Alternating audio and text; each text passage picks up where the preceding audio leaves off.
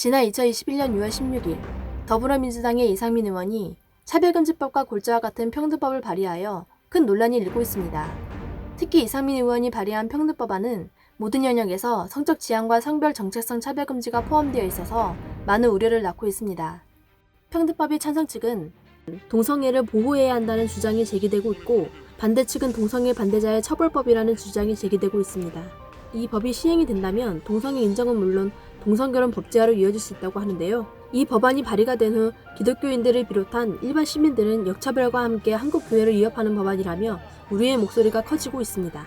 이미 세상에 태어나기 전부터 정해진 것들은 차별해서는 안 되는 것은 당연하지만 동성애는 살아가면서 발견하고 선택하여 정해지는 것인데 왜 평등법을 만드시려고 하시는지 이해를 할 수가 없는 저는 참 안타까울 뿐입니다. 지난 코로나 팬데믹 시기에 코로나19 확진자 남성 2명이 마스크도 착용하지 않은 채 이태원 게이클럽에 방문하여 하루에 40명이나 감염되어 논란이 된 사건 기억하시나요?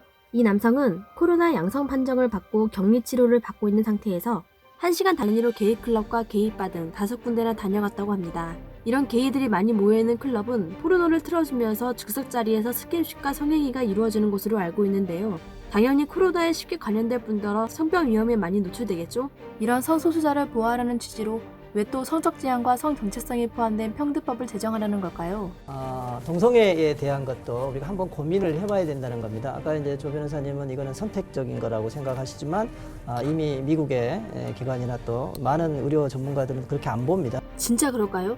세계 최대 유전자 데이터베이스와 미국 유전자 검사 기업에서 최첨단 검사 기구들을 통해 동성애 경험이 있는 무려 47만 명의 DNA 샘플을 분석한 결과 동성애 관련 단위 유전자는 존재하지 않다고 보고되었는데요. 이렇게 엄청난 수많은 사람들의 DNA를 검사하신 분들도 전문기관과 전문 의료진들일 텐데요. 그렇게 안 보신다니 이해를 할 수가 없군요. 그러니까 이거를 단순히 의견이냐 팩트의 문제냐로 이제 지금 그거가 논쟁의 대상은 아니지만 모든 사람들이 다 예컨대 우리가 이야기를 하면 다 그냥 그거는 선택했다가 잘못 선택했네 하고 돌아오는 거는 아닙니다. 아닙니다.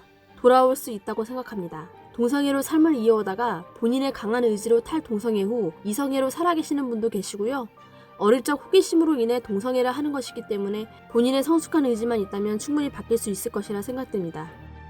저는 일단 이 평등법 내지는 차별금지법은 종교의 자유, 신앙 양심의 자유를 보장하고 있는 그 항목이 하나로 들어가 있지 않습니까? 보장하는 것이라고 보고 있지만 혹 그것이 불명확해 보인다면 종교의 자유를 분명히 어떤 그 신앙 양심의 자유를 표현하는 것이 평등법이 불명확해 보인다면 합의에 의해서 모종의 그런 안전장치를 넣을 수 있다고 봅니다. 거기에 원칙적으로 이제 공감을 하는데요.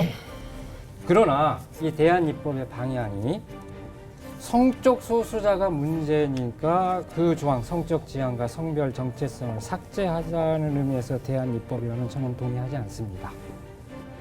요 야카르타 원칙 문서에 보면 성전환자 및 동성애자 인권을 침해하는 가해 행위에 대하여 반드시 국가는 처벌해야 한다고 명시되어 있다. 동성애자 전환 치료도 모두 동성애자 차별로 간주한다. 성전환자 및 동성애자를 비판하거나 반대하거나 비정상적으로 표현하는 것은 모두 성전환자 및 동성애자에 대한 인권 침해로 간주하는 것이다. 라는 내용이 명시되어 있습니다.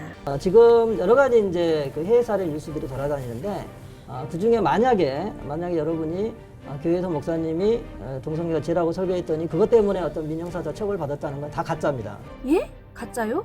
신학대학교에서 동성애 관련 비판 설교를 하거나 교회에서 주일 예배 시간에 동성애 비판한 설교 영상을 유튜브나 소셜 커뮤니티 등에 올릴 경우 길거리에서 시민들에게 전도하면서 동성애에 대한 비판을 하게 되면 민형사적인 처벌을 하겠다라는 내용이 평등법에 나와 있는데요. 이 법이 통과된다면 효력이 발생하게 될 텐데 가짜라고 말씀하신다니 이해를 할 수가 없네요. 기본적으로 인간에 대한 이해를 좀 우리가 더 깊이 할 필요가 있다.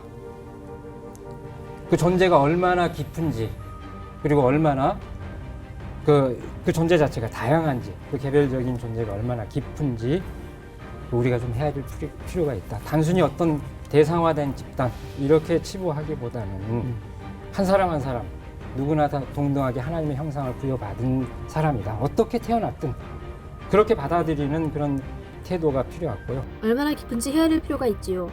하지만 그렇게 계속 헤아리다가는 큰일 터질까 염려가 되는데요. 국내 실제 에이즈 환자 중 대부분이 남성 동성 간의 성행위로 감염된다고 합니다. 이 에이즈 환자 중에 자신이 에이즈 환자인 것을 병원 기록에 남기기 싫어서 일부러 본인이 에이즈 환자인 것을 감추고 살아간다고 하는데요.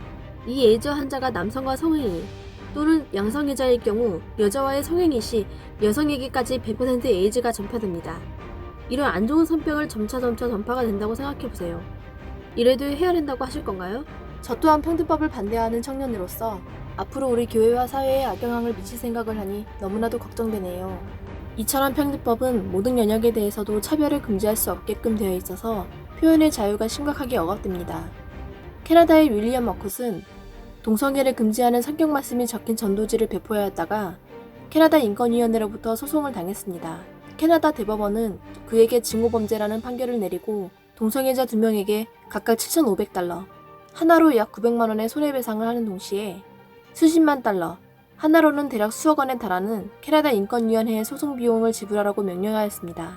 정작 보호하려는 사람들은 보호받지 못하고 성소수자들을 보호하려는 법을 제정한다니 이대로 가다가는 한국교회가 동성애 반대에 대한 설교도 불가능해질 뿐만 아니라 동성애 치료를 하려는 것도 차별로 몰아 점점 위축되어질까 염려되어 안타깝고 속상한 마음에 잠 못 드는 요즘이네요. 이상 영상을 마치겠습니다. 구독과 좋아요는 많은 힘이 됩니다.